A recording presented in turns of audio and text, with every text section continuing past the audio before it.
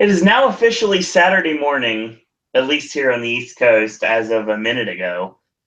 And we are starting 100% on time tonight. It's crazy, to say the least. This is now Saturday, and this is going to be the first of 2 weeks in a row that we have a show technically on a Saturday. Because next week is NXT TakeOver, and this week we're going to talk a little Ring of Honor. How about that, Ashley? Well, that's what happens when they stick a War of the World show on pay-per-view. When it gets weird and it's like, oh, we're doing 5 pay-per-views a year, not 4. And with the exception of, obviously, given the fact I couldn't do Supercard of Honor because I was kind of busy at TakeOver, we will be doing the rest of the Ring of Honor pay-per-views for the remainder of the year. The only thing that may end up getting in the way is Horror Nights, but we'll get to that later on. So let's do this right. Welcome to another edition of a pay-per-view podcast here on the Popcast Network. This is Ring of Honor War of the Worlds. My name is Owen. Joining me as always is Ashley. And we've had some fun talking ROH here on this network. Usually it is relegated to the Wednesday show, the Wednesday Wrestling Podcast, 9 p.m., cheap plug. And now we get to talk about the pay-per-view, and it's great because not only do we get to talk about Ring of Honor, we get to talk a little bit about New Japan Pro Wrestling as well, which is also covered on our Wednesday show, just the same. Which will be interesting when we get to July. Hopefully that gets confirmed, whether at least we get one live show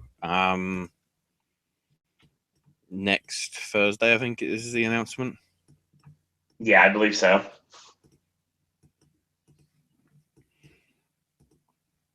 So yeah, I wouldn't say it was an excellent show, but it certainly was a very good show.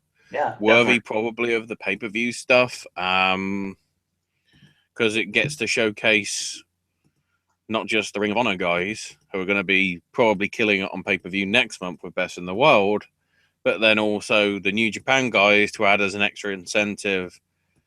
You might want to watch them. Because I'm guessing they're doing all this hype to actually build to at least one televised thing so people can actually see it. Correct. I'd have thought.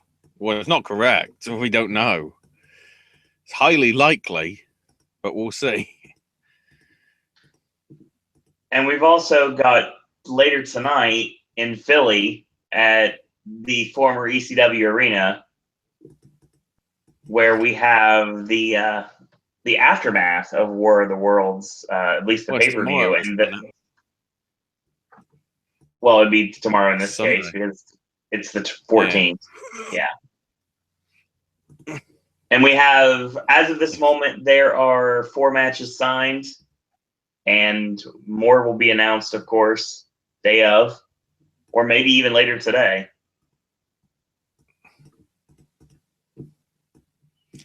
With some interesting implications with some of them now. Yeah, but we'll very get much to so. that. We'll get to that.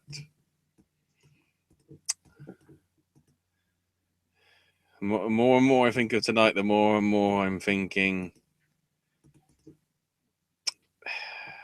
thank God TNA chose Rockstar Spud. We'll get. Oh, boy. Well, first off, before we go anywhere, I want to know if you've seen if there's any dark match on the show tonight. There probably was, but they never really sort of cover it. So I'm trying to find out, see if it's available anywhere. Like I'm looking at like the various results that are all over the internet right now to see if there was a dark match tonight. It would be useful. And I was correct. Oh. 2. Never mind. No. No, that's what I'm saying. We had 2 dark matches. Yeah, you're correct. Kingdom beating the Tempora boys. thanks to TKO Ryan's crutch. And then Rebellion, which I'm guessing probably was Titus King. And I guess it's Titus Coleman and Shane Taylor. Taylor. Beating Cheeseburger, Ghetto, and Will Ferrara. Makes sense. And then they did reveal this later on, but there's full details of it here. Right. Before the pay-per-view started, the New Japan officials came out and Ring of Honor for an announcement. There is a IWGP United States Championship. Yes, there is. They're going to be having a tournament over the July 1st and 2nd G1 Long Beach shows to crown a champion. And the first person to be part of that stuff is Jay Lethal, which Adam Page took sort of umbrage to and had to be held back by officials. Makes me think that Adam Page will somehow be included in that tournament now because of the setup. Although it is worth noting as well, I think New Japan now has more title belts than any other promotion in the world put together. Yeah, I buy that. You know, that means, just realize that means there's going to be no standard matches on fucking there's going to be no standard matches at Wrestle Kingdom anymore. Every single one is going to be a title match. So we have now moved to the world that EWR and Promotion Wars are a shoot. Every match is a title match. Yeah. And God bless the Beer City Bruiser for wearing his gear when he's not involved in anything. Well, you can say that for the guy that did the run-in later on. This is also true. As well. You know, the boys had their gear on technically as well. The boys always have their gear on, though. But then again, Bruiser True. does too, so I see where you're coming from.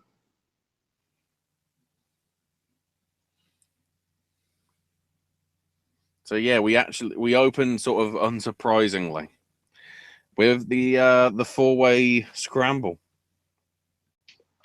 Yeah, it didn't really give it much time though. Kushida tries to get the hometown pop with the Yankees jersey, which Silas read in the riot act for. I like that. Once again, if you're new to us talking about ROH, you would probably know that Bobby Fish's music is so addicting it's not even funny. And it's still stuck in my head right now. Where the fuck's Kyle O'Reilly? Where the fuck is Kyle O'Reilly? That's the new unofficial lyrics to that song. My notes on this to start off said, Yankees jersey, dance away, damn Valentine's, BCB in gear, and boys everywhere. All the boys. All the boys to the left, boys to the right, stuck in the middle with boys. Yes, exactly. So yeah, this match, like I said, it was short. They went but frenetic and fast paced. You basically yeah, totally. It's sort of like the X Division, except you're probably not going to see the same guys every week. That's the only thing. You know, I probably shouldn't let it pass because it is the same sort of style of stuff, but you're not going to get Kushida probably in Ring of Honor again until at least, let's say, September, I'd have thought. Yeah, I'd say so. If then certainly Final Battle, because he's obviously had multiple appearances in Ring of Honor over the last couple of years anyway, so... I mean, with Silas Young getting the big win in the last couple of days over Kushida, you knew right then and there that most likely neither man was going to equal out to the finish of the match. I mean, that's at least how I saw it, personally. Mm-hmm. Ring of Honor doesn't necessarily do 50-50 booking, but sometimes I did think that it canceled both of them out of the finish, but I was kind of surprised they went with the basically the retread of the old Dalton Castle push that never really got off the ground as much as it could have. Because he is super over with the crowd and has been like pretty much since day one. I mean, this was good stuff here. I mean, a lot of good back and forth. Kushida got the hoverboard lock in. Silas is like, that ain't happening. And then Misery is countered. And then we ended up getting Bobby Fish getting hit with the bangerang, and Dalton wins it clean. Good stuff here. Really good stuff in this match. They gave it a short amount of time, but that like the frenetic pacing was enough to make the match even better. I mean, everybody got their stuff in this match, really, and they told a decent story. So yeah. I was okay with it. What it had to be, a solid opener. Yeah, I mean, we were all about really short matches until we got to what could arguably be called the match of the night, but we'll get to that in a minute. And then the main event was too short. Yeah, the main event was way too short. So we get Hangman Page against Frankie Kazarian. Short, straight to the point. This match got 6 minutes. One of the things in this match that was really nasty was the spitting. They spit back and forth on each other, and there were like noticeable like loogies on the chest of was contracted by at least one of those guys. And the worst, you got the "you sick F" chant, obviously, given the fact that he basically like smeared it all over himself after it happened. Like, oh, Adam Page, you were awesome. Good stuff here. Really well done. Frankie fought out of the rite of passage, hit a backstabber and Tamikaze or an unprettier, depending on who's calling the match. They're both down at this point. Kaz ends up hitting the slingshot ace crusher and it gets a near fall off of that. And then Frankie goes for fade to black, but it ends up being more of a sunset flip. Page sits down on the shoulders, grabs the rope, and gets a heel win. So this did what it had to do. Yeah, as in to indicate this feud's going to continue. Oh, most definitely going to continue, and I'm okay with that. Methinks TV tapings, no DQ or no holds barred, probably. Yeah, I think it's a good possibility. Again, that might be hard to do. That might be hard to do when Bully Ray's on the card and we're in Philly. Yeah. Sort of like tonight, Bully Ray's on the card and we're in the Hammerstein. Don't lie. That's the third promotion Bully Ray's worked for in Hammerstein that he's popped the crowd with what he's doing. Yeah. He's over like that. Yes. We move on to our next match. Non-title, of course. Your newly crowned IWGP Heavyweight Tag Team Champions, Rowan Hansen, War Machine. Wow. They defended it in the triple threat. Yes. This was a non-title match, though. They got the Gorillas of Fuck in the one-on-one rematch. Yes. At Dominion, so.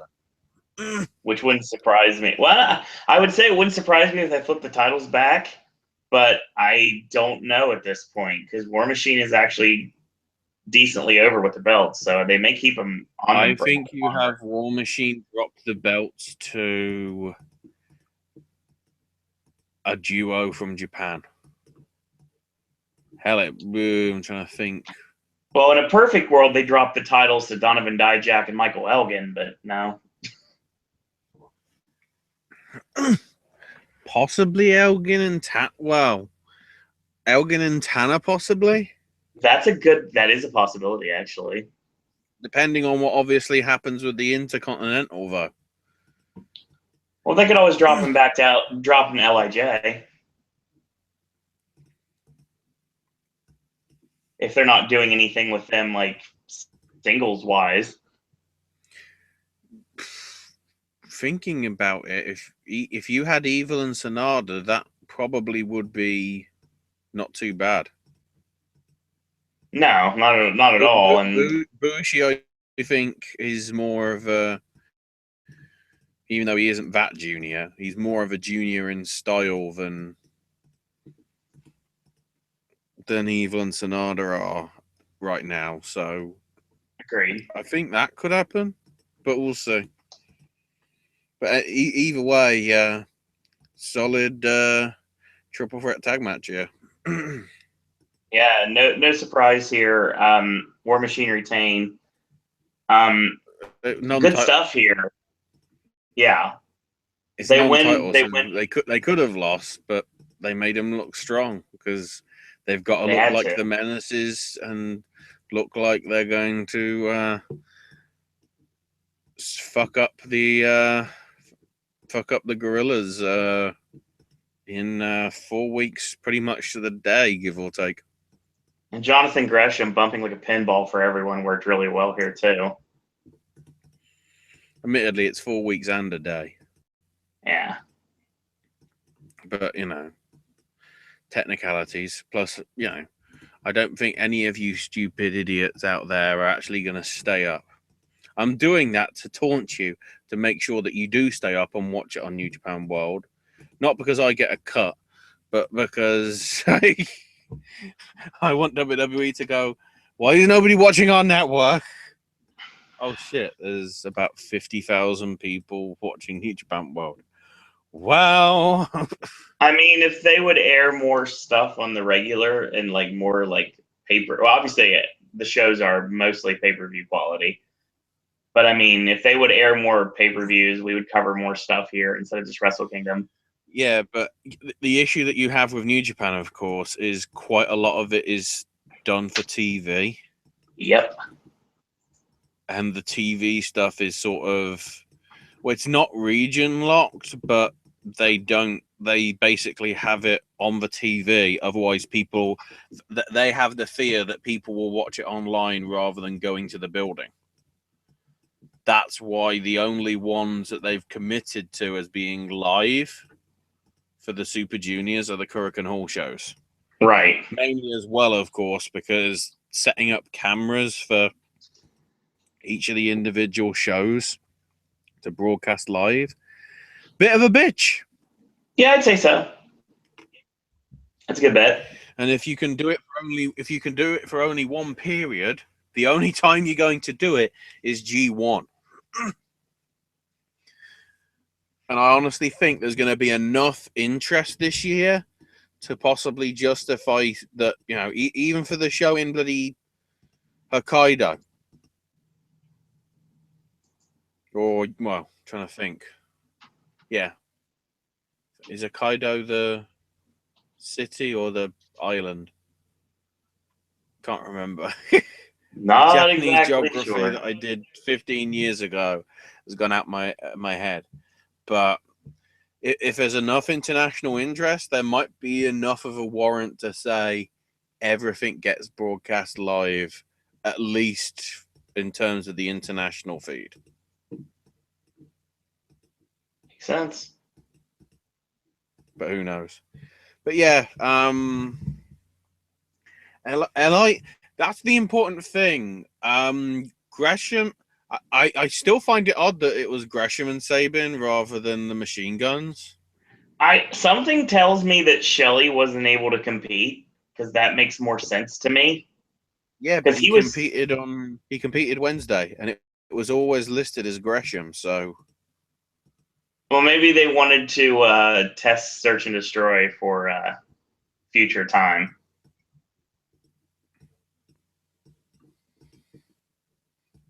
perhaps they're just trying to get them better as their own, and then possibly Dijak and, well, no, it wouldn't be Dijak.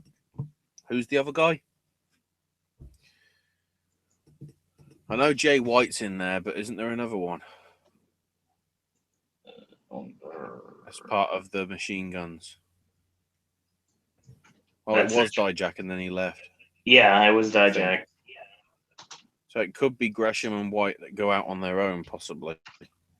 I don't know if we get a performance like what we got tonight from Jay White. I'm telling you, I want to see more singles matches, not tag matches. Dear God, let's talk about that in a minute. Also, and this could be pivotal to what happens down the line, as we were saying earlier, in terms of Evil and Bushi. Right. Sorry, Evil and Sonada. They look like a pretty good unit that could be a force to be reckoned with Totally. in the IWGP tag division. And, although, was it them that ate the pin, or was it Gresham and Sabin? I can't remember. I'm pretty sure. I gotta make sure I'm correct on this, and I'm pretty sure Sabin's the one that ate the pin. Yeah. Right. So they didn't get Sabin was pinned by Ray Rowe. Overly weak, but obviously they didn't win. But certainly, I'd say they're in contention. I'd say so for sure. But the thing is, with the IWGP titles, it's amazing if they reach a second defense. So Murphy's Law says new champions at Dominion. Yeah. That's a good bet probably all across the boards, to be honest, but I guess we'll see.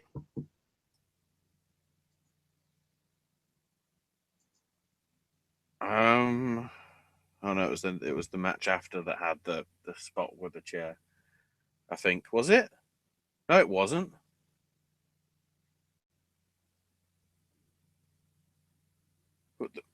Because match 3 was Tiger's match, wasn't it? Yep. That was the one with the chair spot, wasn't it? I believe so. The chair got wrapped over, I think, Hansen's head. Mm-hmm. And Sonada, instead of using a baseball bat, used another chair to smack it. And the chair sprang off Hansen's head so far that it bounced off the ropes and nearly hit bloody the referee. I was like, holy shit. Kind of stuff happens sometimes. If they'd have been in the wrong place, it'd be like, well, that's going to be on the Botchamanias, but close call. Agreed. I remembered that spot and I did want to mention it, mainly because I still need to prepare myself for probably what was, to some extent, match of the night. I'd say that's a good bet. The Battle of the Commonwealth. Good Lord, this match was awesome. Will Ospreay and Jay White. Wellington versus Essex. Although I don't think... No, actually, no. He's from Auckland, I think. So it'd be Auckland versus Essex. Like, this match, dear God. And sadly, it's probably one of the only times we're getting it, because imagine if that style of match happened in New Japan. Imagine if Jay White suddenly went, yeah, I'm going back to Japan for the Super Juniors tournament. Man, that'd be some good shit. This stuff was, I mean, if you're not a fan of like hard-hitting, strong style Japanese wrestling, this is probably not up your alley. And hang on, I need to go because I haven't got it in front of me, because obviously I don't have my notes for the New Japan stuff, because there's no point in bringing it up. I was quickly going to try and... Wow, if I can find it. Seriously? Where is it? Try and get the New Japan cards up, because Ospreay, like, basically, I mean, he didn't murder himself, but he put it pretty much all on the line. There's a couple times, like, okay, we'll talk about a couple of the things here. The flux capacitor, the C4, depending on who's calling your match, that was hit like midway through the match. And I like that. I thought that worked really well. He went for the space flying tiger drop, the Sasuke special, and he got caught. And Jay White picked him up and basically hit an emerald Trojan on the ring apron. Yeah, That looked like death. That looked like death. He looked like his neck was like an accordion at this point too. Yeah, to some extent, yeah, definitely. Right. There's some really good stuff in this match. I like when when Ospreay went for the Oz cutter off the springboard, and basically Jay White trapped him in a butterfly lock and started raining the Danielson elbows down. I like that very much. That reversal was very well put together, and the counter when they're fighting kept going. They countered, they fight up top, and Ospreay sweeps out from the legs. It's a cheeky Nando's kick. And then he hits the shooting star to the outside. He get back in. He finally hits the Oz cutter, and Jay White stays down for the 3. This match was just great. 13 and a half minutes, solid wrestling action. I totally liked it. And weirdly enough, after it was over, Damian Martinez shows up and choke slams Jay White to continue their feud. Yeah, guy that wasn't even booked on the card had to interfere. Yeah. Nice. So yeah, well, I guess the positive thing is Ospreay on Wednesdays. Oh no, Ospreay's going to be murdering himself. Just realized. Is he working? Wednesday, day 1, he's got Marty Skull. And day 2's Ricochet. Oh God! And they're back-to-back days as well. So plus he's probably working the Ring of Honor tapings on Sunday. So Jesus Christ. Jesus.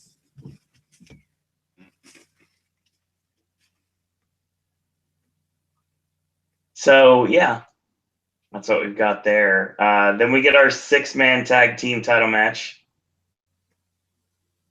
Bully Ray and the Briscoes defending against Roppongi Vice and Hiroki Goto.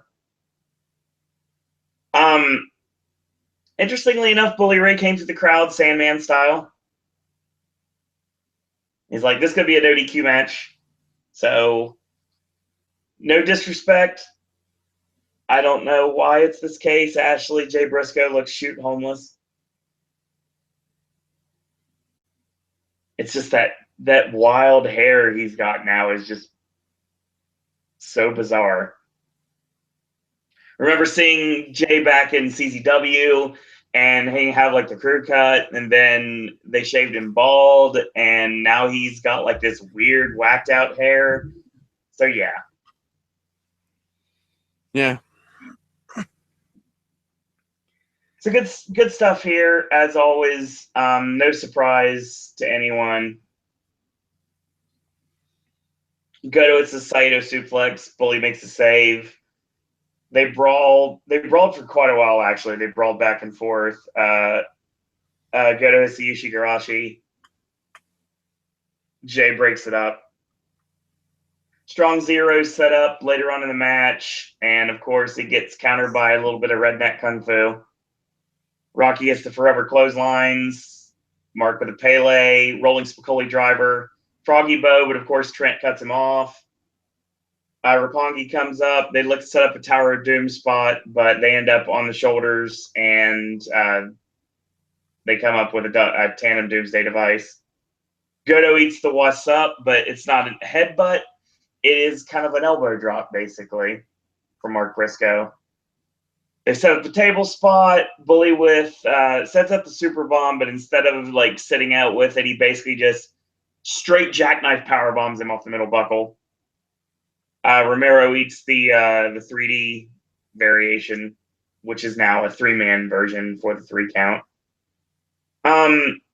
It's weird with the six-man tag belts, because obviously the closest correlation we have with New Japan would be the Never Openweight titles. And I don't know who they're programming Bully and the Briscoes against.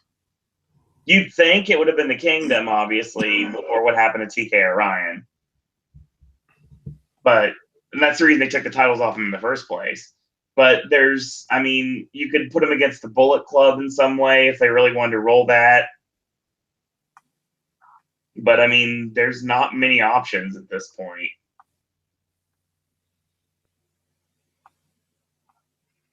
Like, the six-man tag belts have, anybody can contend for them, but they don't have any contenders for them. Well, you've got Motor City Machine Guns. Yeah, you got the Guns and Gresham. That could work. You've got... obviously Chaos and LIJ Jay would White's busy with the single stuff. You've got the three there. Yep.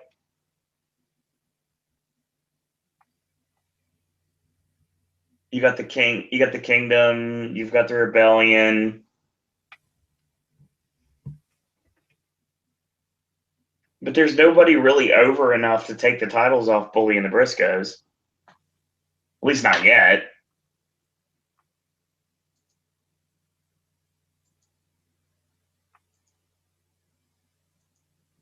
Heck, even if the deal they did with Silas and Bruiser running with Bull James, if they could find a third guy for that team, Silas and the Bruiser could be contenders for the six-man tag belts. Well, I guess you never had the Colt Cabana deal, did you? No.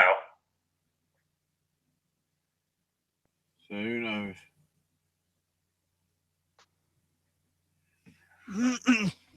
So we move on to title time. Yeah, it's Wildcat title time. No one that's listening to the show is going to get that reference, but comedy for me is still comedy. So obviously everyone knows my love for Z True Long Island and now Z True Comeback Story with Zack Ryder. And the original Up, Up, Down, Down before it became WWE all the time. I'm all about these internet shows that are used to not necessarily promote storylines, but they're to promote talent. And being the elite is something I truly enjoy. And I've noticed that Marty Scurll was becoming a bigger part of it. And it was running in my head that they were setting up the opportunity for Marty to join the Bullet Club. I didn't know if they'd pull the trigger on it, but it made sense to me. And did it happen? We'll get to that later. But this match was good too. Matt Sydal, of course, basically working for both ROH and Impact right now. He's kind of like what the deal that Cody had before. Cody is pretty much going to be committing to a promotion soon, and it sounds like all signs point to it being Ring of Honor. Yeah, Jeff Jarrett doesn't want any relation of Dusty in his promotion. Yeah. That's what it probably is. It wouldn't shock me. Match is really good here. Sydal got a lot of really good stuff here. He hit Meteora. Marty kicks out. And he hits a series of kicks and a super kick, but Marty catches him with a brainbuster. Sydal counters the chicken wing and hits a leg drop of his own, and he breaks his fingers because, of course, that's what he does. Sydal hits the Rana, but he gets rolled up for a near fall. Running knee strike, big lariat for Marty, and Sydal ends up hitting a Kudo driver out of nowhere, cop killer, vertebreaker, depending on who's calling your match. And he goes up top for the shooting star, but of course Marty gets the knees up and poses, hits the chicken wing, and Sydal taps out.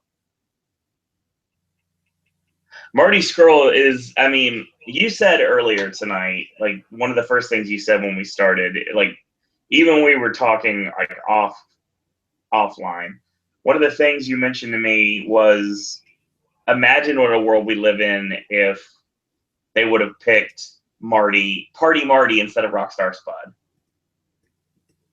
Yeah. Forgot check. A British boot camp. The more and more Marty's rising to be, a force to be reckoned with in terms of global wrestling.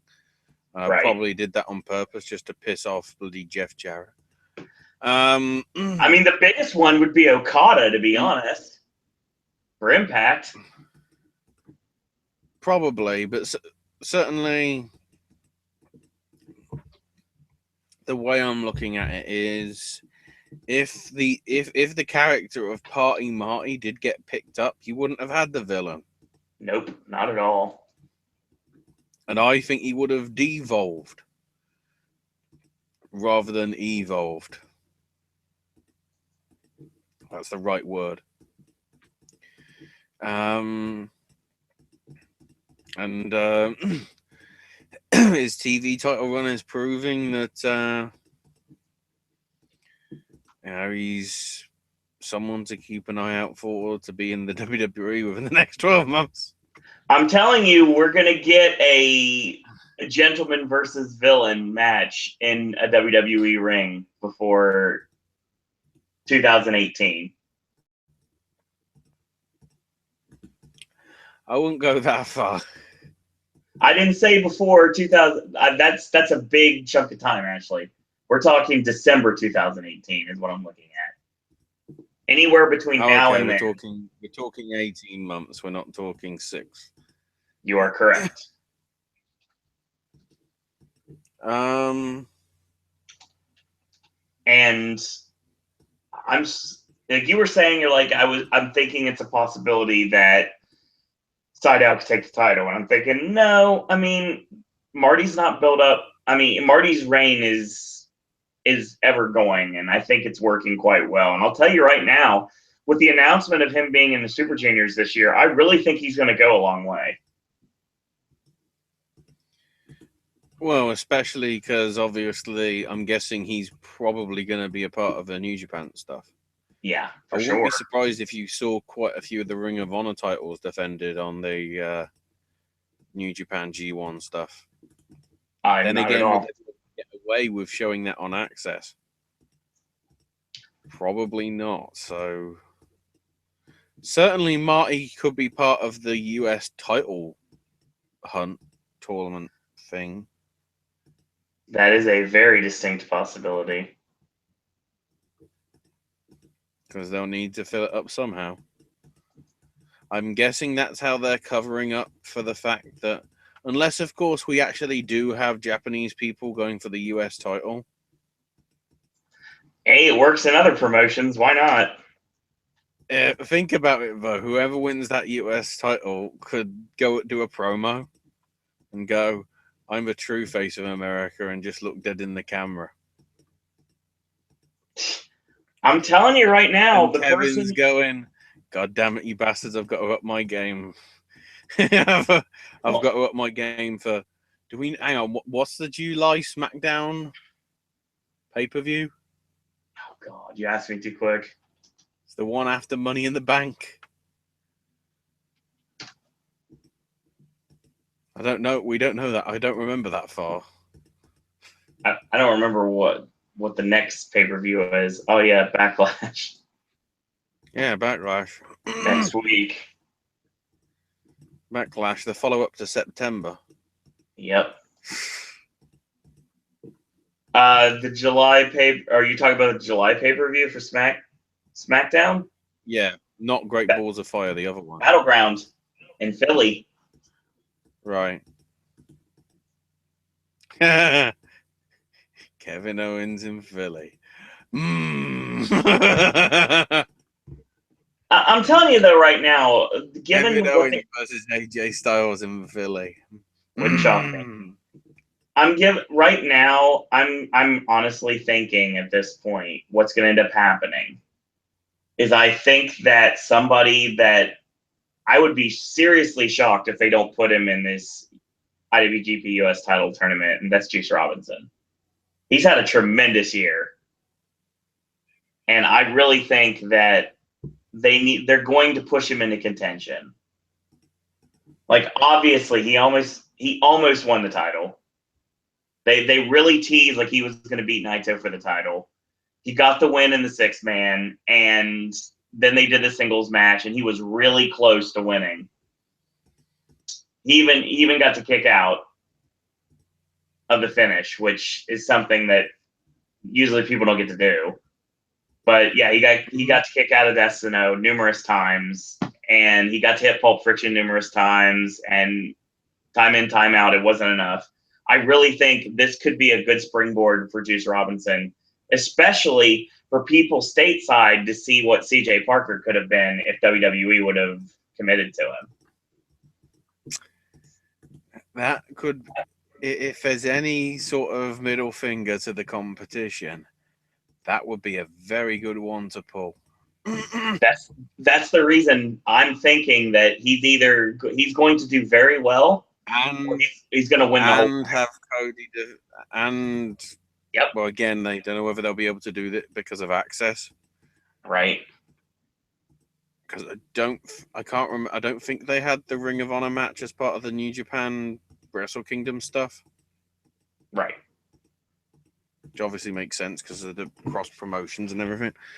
But if you sort of had in sort of a dark match, Cody defending the Ring of Honor title on the Long Beach shows against Daniels, let's say, it'd be like, right, yeah, again, another shots fired message.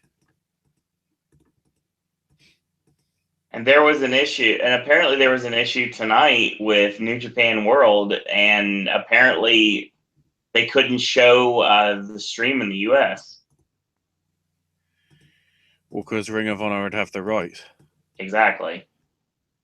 For the Japanese guys, they I think they might have had Japanese commentators somewhere there doing commentary on it. They may not have. They certainly will for Long Beach. You can confirm that. Also, it'll be interesting to see how that Long Beach show goes, because if it's going to be on television, are they actually going to give it 4 hours? Like how a traditional show goes in Japan.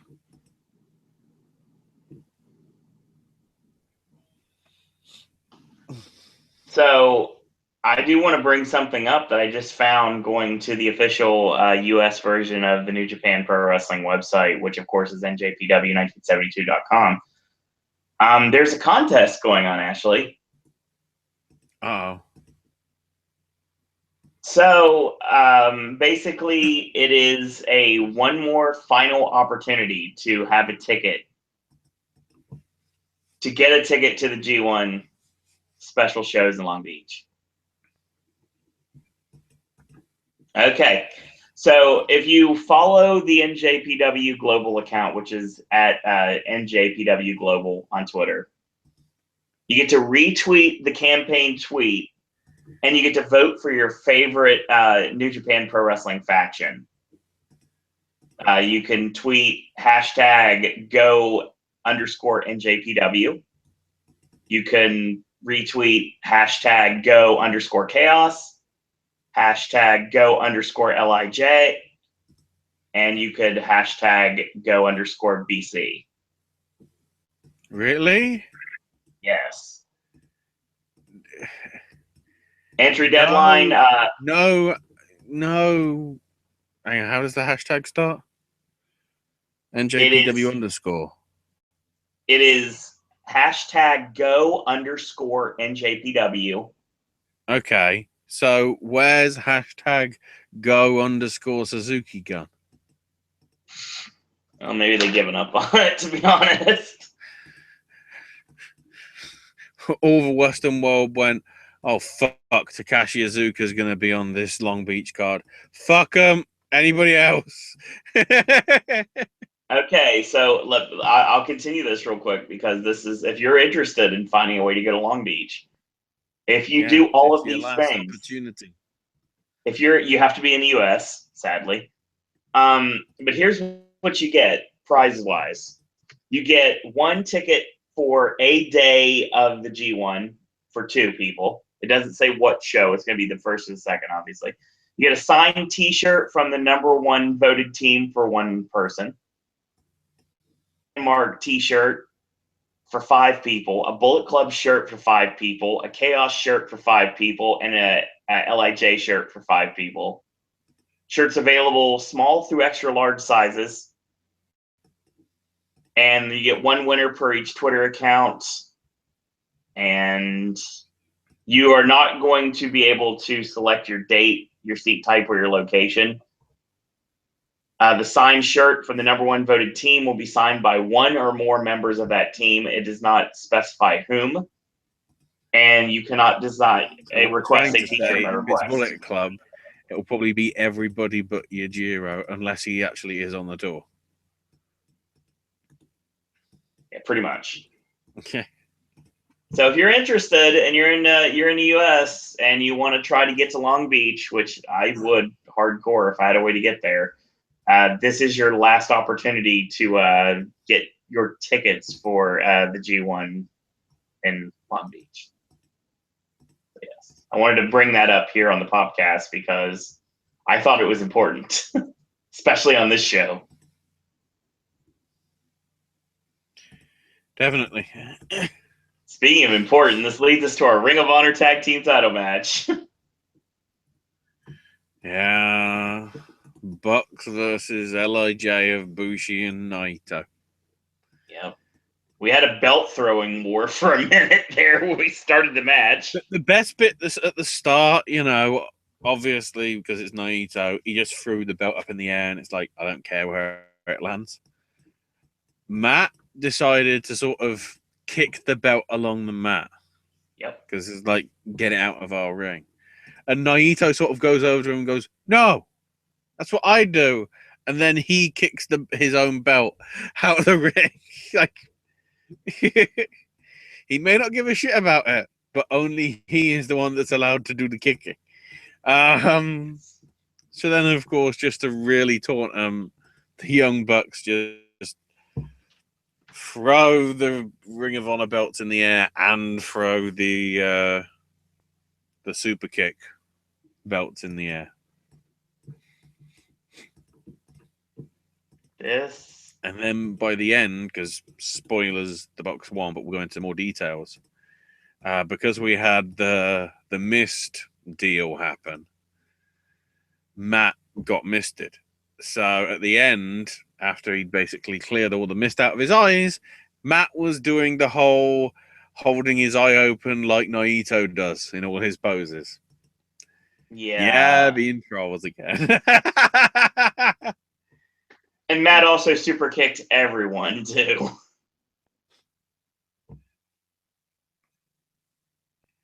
So let's talk about a couple things in this match.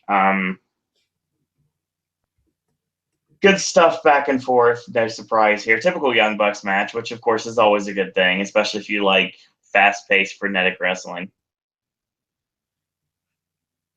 So we get to the end of the match. Well, we get to the middle of the match, actually. This was right before Bushi came in with the poison mist on Matt Jackson. So basically, we did the suck it punches, and Naito's like, nope, and then kicks him right in the nuts. Dick pic. Yes. Matt counters Destino. They set up the Meltzer, and of course Bushi with the poison mist. This leads to the super kick, where Matt ends up super kicking everyone, including Nick, and also Paul Turner as well. And then of course he grabs a bottle of water from ringside, and he washes out his eyes. Like, what have I done? Matt hits Naito with a spike DT on the ring apron, and they hit the 450 moonsault combination on Bushi. Naito gets taken out on the outside. Bushi, of course, ends up getting set up. 5 stars, of course, and the Bucks retain the titles. One of the things I liked about this that has nothing to do with the wrestling itself was the fact, Ashley, that during this match, for some reason, Ian and Cabana both brought up Wild and Crazy Kids. And I heard... This is what meaning that he is the number one color ring announcer in all of professional wrestling right now. See, it's one thing to bring up Omar Gooding, because some people might know who that is. But then Cabana brings up Donnie Jeffcoat, and I marked out because I'm like, oh my God, I think I'm the only one that understands this reference. Now, if he would have brought up Jessica Gaines, we really would have had a high spot there. But I mean, seriously, Cabana, mad props to you watching either a ton of Nickelodeon or at 3 o'clock in the morning doing the same thing that we all did, and that's watch Nickelodeon games and sports until the early morning. I pop for references like that, obviously. Big time. So, it's interesting what's been going on the show tonight. A lot of interesting wins. Then we get to our next match. Hiroshi Tanahashi versus Adam Cole. A lot of people speculating this is Adam Cole's swan song. I think even more so than ever before. Really? I think that, yeah. I think after what happened, yes. Yeah. Adam Cole will be showing up in Chicago this coming weekend, most likely. Oh, you were in the fucking line, I was going to say. I heard he's a Michael Jordan fan. I didn't know that's where you're going to go. You should have told me these things ahead of time. When does that ever happen on this bloody show? Never. That's a fairly good point. Like the time where you kill time. Because I don't want to ruin it. I want to get a good damn reaction from you. Well, now, you if also I've got funny shit, I spring it. This match was really good as well. I always forget how in shape Tanahashi is. Honestly, he has WWE look. Despite the fact he's basically in his 40s. Yeah, I know, it's weird, isn't it? Both men, you said this, Ashley. Both men probably are going to be in a WWE ring sooner rather than later. Well, WWE hinted at wanting Okada and Tanahashi and Nakamura all at the same time, a year or so ago. Oh. It just so happens that this year's tour coincides with not being in America, so you couldn't really get that happening this time, and like you did last year. Tana, of course, broke out his air guitar skills for Adam Cole's theme music. This went back and forth momentarily. Good stuff here. Really good stuff here. I like Cole mocking the air guitar. And some good stuff here. Cole ended up hitting the Ushigarashi for a near fall. He sets up Panama Sunrise, and of course, Tana gets out of the way. And Cole hits a Shining Wizard to the back of the head for a near fall. Cole took way too long to celebrate and got a straight jacket German for his troubles. Good stuff here. Cole cuts off momentum with an enziguri. It's 2 super kicks. The third one is blocked. And he hits the sling blade for a near fall. He heads up for the high fly. Baby. Exactly. Brilliant. Oh, I love that. That was awesome. So after this, he heads up for the high fly flow. Cole gets the knees up, goes for the last shot, gets a near fall off of it. Again, a spot that was really easy to call. Cole hits one of his own, and Tanahashi kicks out. He goes for the last shot one more time. Tanahashi with a super kick, and he comes off the top, and he's way too close. So Cole basically he's basically doing like a Pillman counter, but instead of a drop kick, it's a super kick in this case. And he comes off the top, and he's a little too close, so he kind of connects in the ribs. You would think he'd probably want to connect in the face, but he hits him in the midsection. But that was the best thing they could possibly do, but they worked their way around it. Cole hits a Shining Wizard off the ropes, and he gets caught one more time. Tanahashi hits the high fly flow and gets the win. They gave it almost 14 minutes. Good match. Good swan song for Adam Cole in New York. And speaking of New York and curtain calls, here comes the Jacksons to the ring to hug Adam Cole. They stood up like they're going to super kick him. And the second he turns around, they're like, nah, and they hug and everything. And it's funny because on commentary, it is mentioned that they worked out all their differences with what's been going on with, obviously, Adam Cole poisoning Matt. And it's funny because there was a sign in the crowd that said, Adam Cole poisons family men. Which very nice ode to both What Culture and WWE at that time, with obviously a Ring of Honor twist to it. So they hug Adam Cole, and then they all do the too sweet, and they're doing like the curtain call because obviously we're in New York, so it makes sense. Because down the road, and another infamous curtain call took place with an original Click, and kudos to Kevin Kelly for making the line. A Click did this in New York, and now a Super Click do this one more time. I like that. And then the lights go out. And Ashley knows because he's been calling this for a while. Yeah, but it wasn't not to the extent. Thanks, you Visa bastards. Yeah, but I think we got a more than suitable replacement for what you wanted. Something else we all wanted, but wasn't sure if they were going to pull the trigger or not, even though it seemed like it was right in front of our face the whole time. Oh, so you watch Being the Elite, definitely. Oh, God, yes. Exactly. So Kenny Omega shows up on the screen. He basically... basically like, it's all very nice, you being back together. I'm surprised in you, Bucks.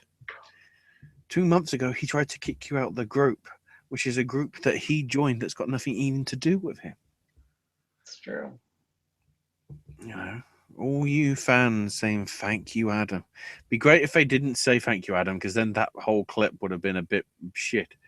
They were chanting they were actually chanting thank you, Cole. Yeah, but that's in Omega's promo, he was saying thank you, Cole, thank you, Cole. Yep. You know, saying what these fickle fans were saying. It's like,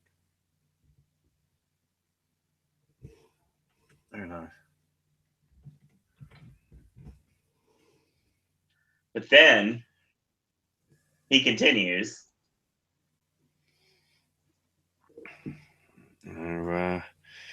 It's only fair if it's a curtain call. It goes proper. Because every story needs to have a hero. And if you've got to have a hero, you've got to have a villain. And the camera pans out and the man in the mask is there. He's got his Plague Doctor's mask on. And there he is. He's there. And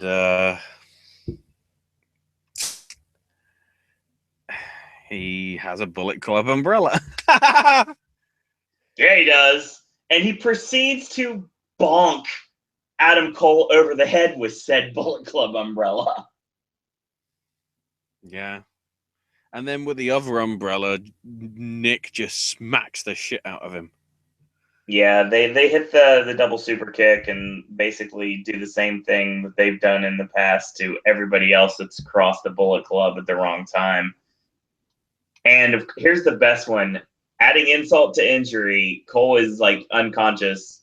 Marty's like on top of him, showing his dominance, and Matt and Nick are on both sides, and they do the kiss of death on each cheek.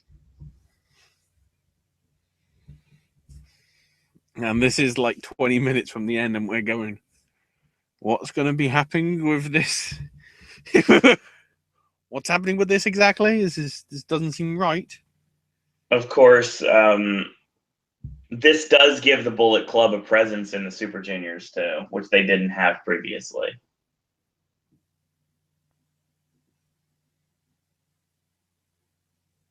So yeah, now the rules have changed. It's about, for anybody that's watched being the elite like we have, and I know a lot of you out there that are listening have. This is something that has been a long time coming. We've been saying this every single time we watch an episode. It was kind of like, yeah, Marty's going to be joining the Bullet Club sooner rather than later. He has to. Yeah. And they pulled the trigger on it because now here's the thing: if Kenny did not have visa issues, would they have pulled the trigger on it? It honestly could go either way.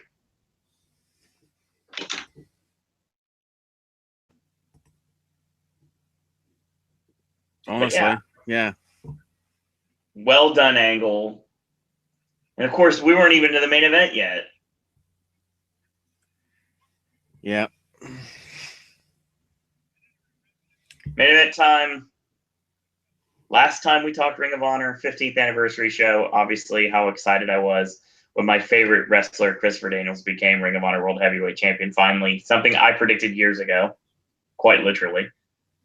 And this was going to be the show that the person that I wanted to be champion would either A, somehow find a way to retain, but it wouldn't be definitive. So obviously we could set up a rematch. Or B, someone that we also have been talking about for several months in a segment on the Wednesday show would end up being the world champion after he officially announces his new home is Ring of Honor. And there's Jay Lethal, who kind of he fits into this really well, honestly. Mm-hmm. So we get Christopher Daniels defending the Ring of Honor World Heavyweight title against Cody and Jay Lethal. Cody comes out first. He's got the Downstate Kingdom music. He's wearing the American Nightmare jacket. No Bullet Club on the Tron. The only thing he's got are his boots, and he's too sweeting a couple fans. Even though later on in the match, one of my favorite things he does is goes like full on heel in the crowd, and they try to they want the too sweet, and Cody just flips them off. I'm like, it's such a great heel. Good stuff here. They gave it not enough time though. Maybe 5 more minutes potentially, but I mean they did with what they had. The pacing, like you mentioned, Unbreakable. I think that's a really good description of the pace they had in this match. You kind of had to. Because Lethal goes for a tope suicida like early in the onset of the match, and he tweaks his knee. So that's the selling point for the entire duration of the match.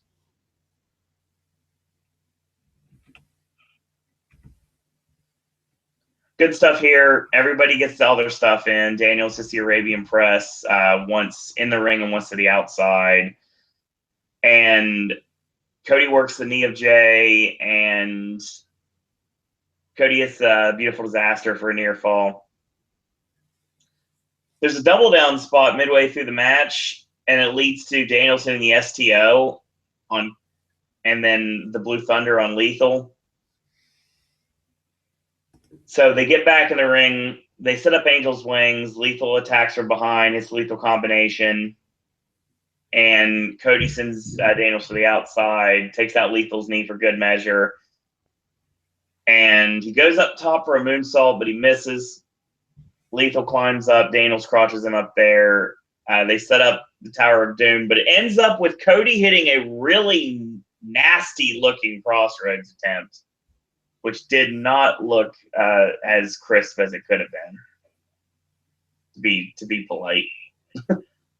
But that's what happens when you get into like the onset of a match. Sometimes everything's not as crisp as it could be because it's setting in how much you're actually going through in the match, and you wouldn't know that unless you've been in an actual wrestling ring. Good stuff here at this point. They set up a table at ringside, obviously. It's funny because Cabana makes light of the fact that there's a table underneath there. And he seems really excited about it, too. That line is just, yeah. Yeah. Good stuff. So, of course, Daniels ends up getting knocked with Cody sent into through the table. So he's out for the momentarily. They bump the ref. Cody with the low blow. Lethal hits a cutter and it goes for lethal injection. Cody counters in a crossroads, locks on the figure four, of course. Lethal's got nowhere to go. He dropped the knee pad and everything, so he's putting more pressure on the injured knee of Jay Lethal in the storyline we're progressing in. And this leads to Daniels hitting the best moonsault ever while the figure four is still locked on, and pins Cody while Jay Lethal is still locked in the figure four.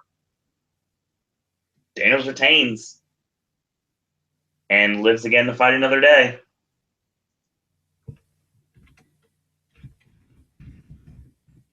Again, I have no problem with this. Like you were saying, like when it comes down to it, Cody winning the title in a one-on-one match, I think is probably what the doctor ordered at this point.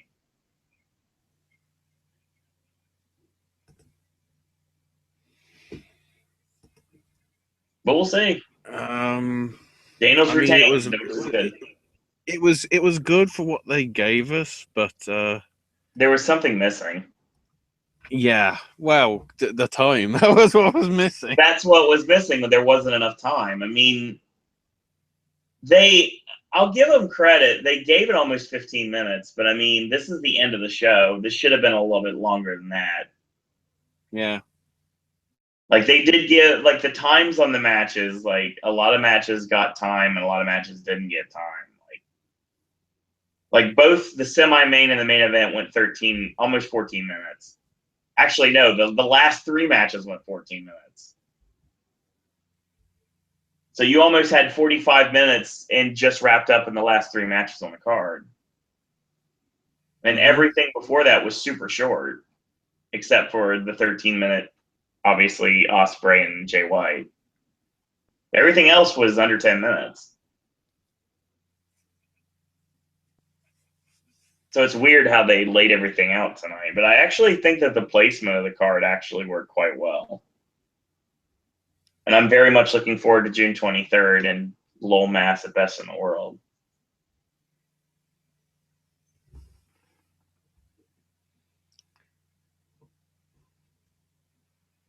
Well, hopefully we get some more interesting stuff regarding what do you call Best in the World next month. You know, it's still a solid show, but there's enough there that could give it a little bit more intrigue, shall I say. I agree completely.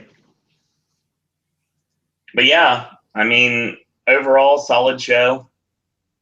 If you want to check anything out, honestly, there's really nothing I wouldn't like at least loosely recommend. There wasn't anything that was really like, this. There's matches that could have been better. Like, honestly, if I had to pick something that I think that could have been a lot better than it was, I would probably, even though it was a good match and I did enjoy it, I would probably go with Skrull and Sydal.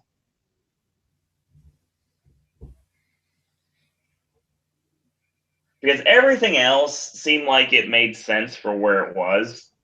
The TV title match was the only thing that was just kind of there.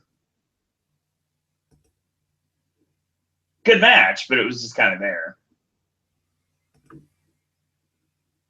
Yeah. I don't know. It's just it's a good show that you should try and see. Mainly just because the commentary's good. After having to sit through WWE and Impact's crap at the minute, yeah. Good Lord. Oh. And well, if you want to hear more Ring of Honor talk, it's every single Wednesday here at 9 p.m.